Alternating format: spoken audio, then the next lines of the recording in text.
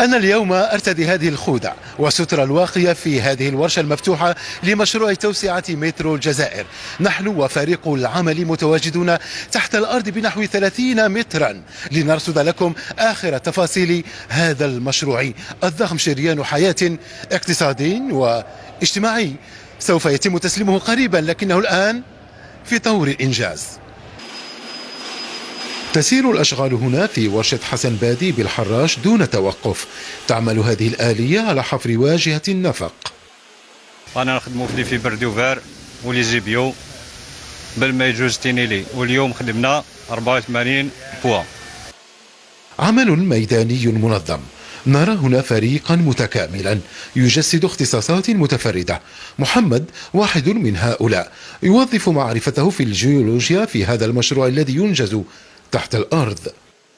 الآن رانا نخدموا في الدعامات تاع الواجهة عن طريق عدة تجارب اللي هي الحفر بالحقن، وكذلك تجارب اللي هي المتمثلة في الطاسومات والانكلينومات والبيزومات. تتقدم الأشغال بشكل ملفت. هذا الامتداد للخط الرابط بين الحراش وسط ومطار هواري بومدين الدولي يضمن نمط نقل آمن مريح ومنتظم. أشغال في المحطة في طور الإنجاز وراهي قريب في النهاية. حاليا رانا مع إنجاز النفق وإنجاز الليضال.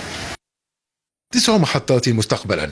هي اليوم 9 ورشات مفتوحة تعاينها كفاءات جزائرية. على عمق 20 مترا تنزل المهندسة فتيحة لمراقبة سير الأشغال.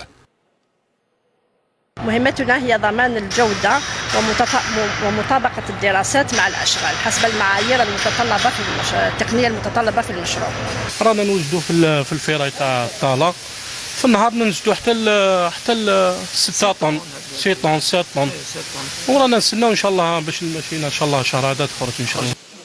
تبدو الأشغال في الخط الرابط بين عين النعجة نحو براقي شبه منتهية. 6 محطات بطول يزيد عن 6 كيلومترات.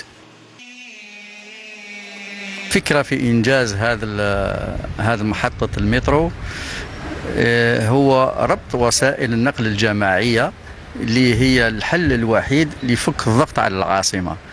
يعني فك الضغط على العاصمة يكون عبر تطوير شبكة النقل الجماعية تكون مرتبطة ما بين بعضها.